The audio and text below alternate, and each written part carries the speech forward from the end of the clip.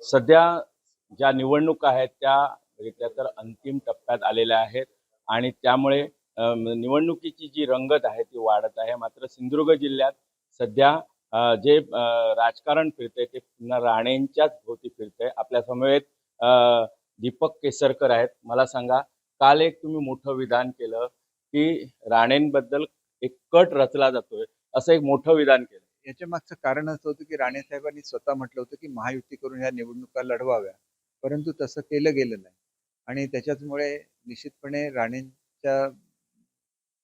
साहेबांच्या बाबतीत असं काही होतंय का, अशी शंका यावी इतपत परिस्थिती सिंधुदुर्ग जिल्ह्यामध्ये निर्माण झाली. हा जो तुम्ही कट हा विषय मांडलाय तो नक्कीच हा जे सुई आहे याचा जो हे आहे रोग तो कोणाकडे आहे? नाही, रोग कोणाकडे नाही. शेवटी जे ह्याला जबाबदार असतील त्यांनी समजून घेतलं पाहिजे की अतिशय विपरीत परिस्थिती महाराष्ट्रामध्ये होती लोकसभेच्या निवडणुकीला, तरी पण राणेसाहेब निवडून आले. आणि ह्याचं कारण विशेषतः सिंधुदुर्ग जिल्ह्यातली जनता आहे, ज्यांनी रत्नागिरी जिल्ह्यातलं लीड तोडून राणेसाहेबांना विजय केला. त्याच्यामुळे साहजिकपणे राणेसाहेबांना हे बोलण्याचा अधिकार आहे आणि तसं ते बोलले, परंतु त्यांचा शब्दाचा योग्य तो मान ठेवला गेला नाही. सध्या बघितलं तर निवडणुकीच्या एकूण प्रचारात नारायण राणे हे कुठेही दिसत नाहीत. त्यांना बाजूला ठेवण्याचा भाजपचा हा डाव आहे का?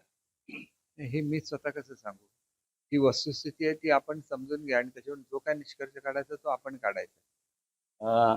आज नितेश राणे यांनी विधान केलं की जो तुम्ही पूर्वी नारायण राणे यांच्याशी जो विरोधी काम केलेलं त्याचा आज मुद्दा त्यांनी उचलून धरलाय.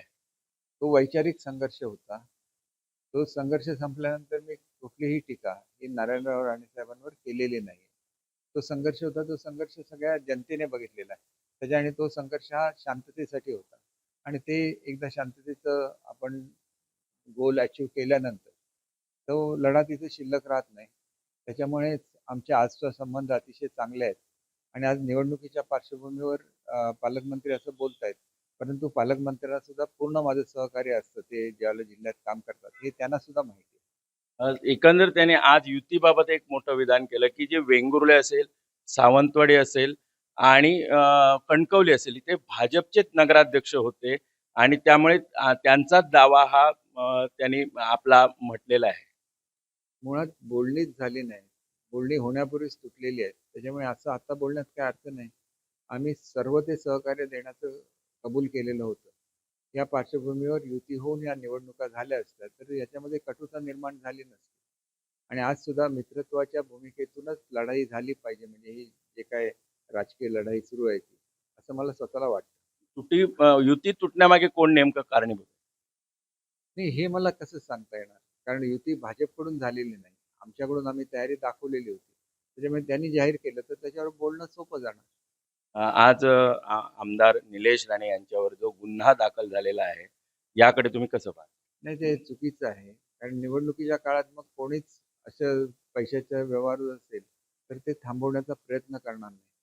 आणि खरं तर या संदर्भात निवडणूक आयोग असेल, पोलीस यंत्रणा असेल, यांनी योग्य ती दखल घ्यायची होती. त्याच्याऐवजी ज्यांनी ही तक्रार केली त्यांच्यावरच गुन्हा दाखल केलेला आहे. सत्तेचा दुरुपयोग होतोय? हे विधान मी करू शकणार नाही, तो निष्कर्ष आपण काढायचा. हे होते आमदार दीपक केसरकर.